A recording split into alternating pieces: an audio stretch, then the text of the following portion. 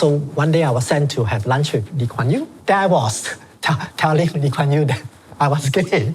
Straits Times people know I'm not hiding it, but I think they were probably taken back that I would just say to Mr. Lee Kuan Yew like that. It wasn't like there were fireworks. Things just went smoothly as a lunchtime conversation.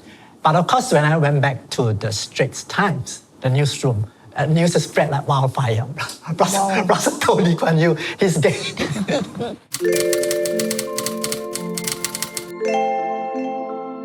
I'm actually curious how you managed to figure out or like put a term to your sexuality or gender identity without internet back in the days. I had never heard of the term LGBT up until I was Sec 2. There was no representation at all in media. Sexuality education is still very heteronormative and restricted.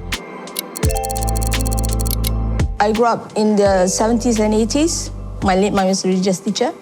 Those were the days where everything is very strict for me. Growing up in a conservative Muslims environment, there's no such thing as acronym of LGBT or anything of that sort. Growing up in the 1960s and being gay, you just lived with it. Your friends, your classmates also don't seem to mind very much.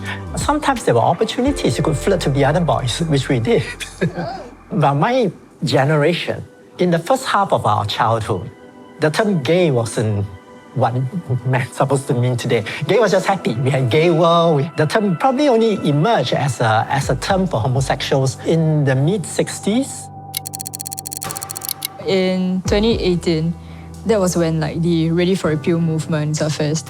And there was a news article that was released around that time about how LGBTQ plus people in Singapore don't experience discrimination in workplace, schools. It is important for LGBTQ plus people to share stories of discrimination. For people like that to realize that discrimination actually exists. On 26 January this year, 5 of us, we went down to the MOE HQ, stood there with very pretty placards to raise awareness about the issue of transgender discrimination against students, especially in MOE schools. We were standing there for about 5 to 10 minutes before a whole swarm of police officers just like crowded in front of us. We went through that kind of fear also in the 1990s. An incident called Rascals happened. Rascals is the name of a disco. Every Sunday, it's gay night. In May 1993, the police raided the place.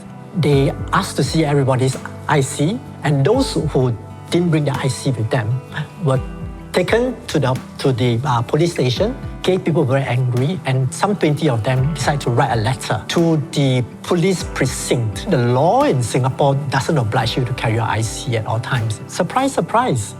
A letter came back to apologize for it. So it kind of gives you a sense of, in today's language, a sense of empowerment.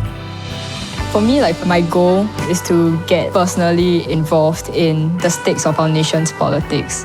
I think it is important to have a voice for communities who are commonly overlooked in our current society, to have that voice in our leadership of this country. One thing is common between us is we want to be inclusive.